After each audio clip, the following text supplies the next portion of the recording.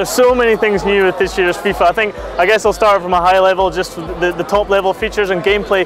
We're continuing to focus on fundamentals, as we always do. It's our main focus. We think that it's important that we continue to focus on the fundamentals of gameplay to make the game feel different every year, to evolve each of the fundamentals like passing, shooting, dribbling. So we're continuing to focus on hundreds of little small improvements to that. We're working on one of our big features in gameplay is something we're calling Personality Plus, and the idea there is so when you're playing the game, you can feel the difference between players more through the pad. So we started with that, with the visuals. The players, there's a new player model in FIFA 11, and we worked on the body type. So I don't know if you know Peter Crouch, the English player. He's got a very specific player model, so a very specific body type. So we've worked on that to make sure that the body types of players from Crouch to Tevez. You know, Tevez is small, stocky. Crouch is very tall, lanky. So we worked on those. So you can tell from the gameplay camera, you can tell the difference between players. We worked also on the visuals, on the animations of players, on the personality. The dribble run cycles will be different for different players.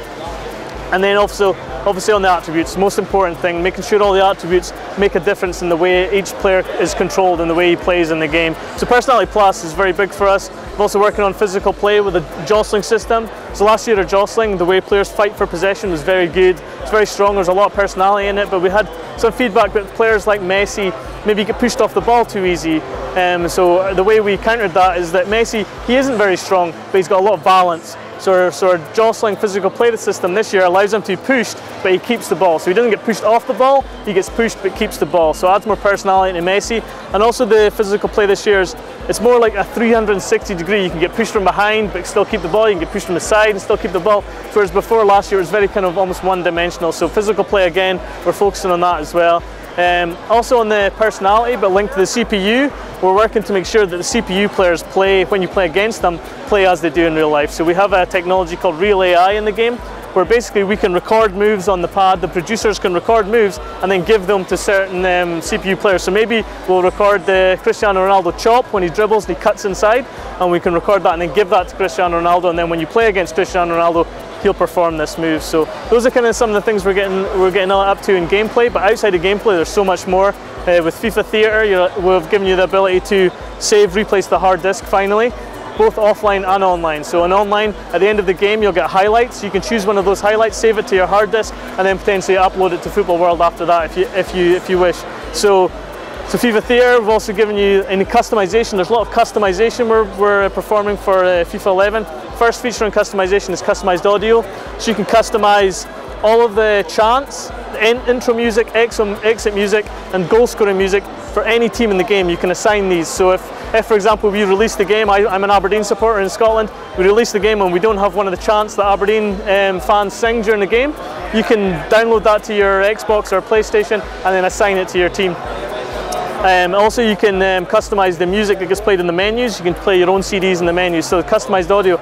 But not just audio, we've got a customization feature with regards to teams. So now in FIFA 11 we have a creation center feature where what you can do is you can go to our website, you can create a team, you can assign their strip, their colors, their crest, their tactics, their formation. Then you can create their players with their appearance and all their attributes, and then you can download those into the game. So say your team isn't in FIFA 11, you can create your team on the website and download it into our game, and then you can also share that team with your friends or with anyone else in the community of FIFA, and they can rate those teams. So then you can look what other people have created. Maybe they've created a Scotland 1978 team, and so I can download that team and they've got all the attributes correct and the strip is correct and everything.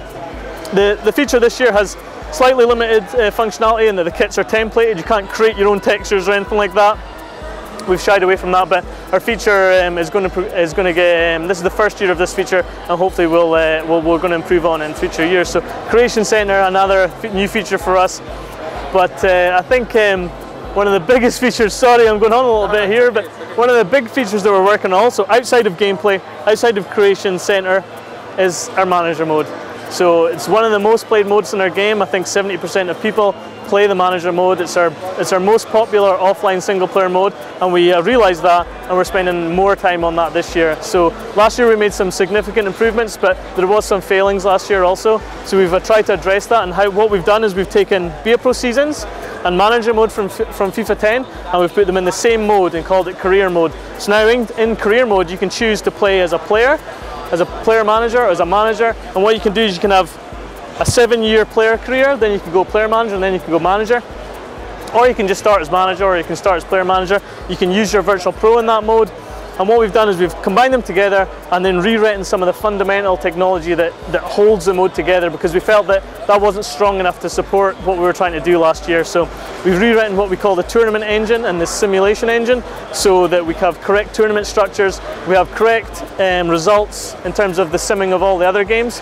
And then those two things combined mean that we get more information from what's happening in the world, so we can surface sim engine results information or tournament result information onto our new user interface, which is a very web style approach. And then you'll get news and information about what's happening in the football world around you. You can also use this website to go and see the league tables of other leagues that are playing, again to try and immerse you in this football world that you're in. So it's very important, I think, that when you're playing manage mode, you feel like things are happening, things are going on around you. And I think these two things with the user interface on top of it really help. Again, other than that, we're concentrating on the fundamentals of the mode, transfers being one of them.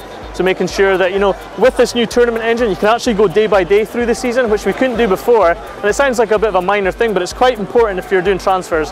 So your negotiations with players can be ongoing day after day after day, rather than match to match like before. So it allows us to have more nuance and more subtlety in the transfer systems and all the other systems in the mode. Whoa.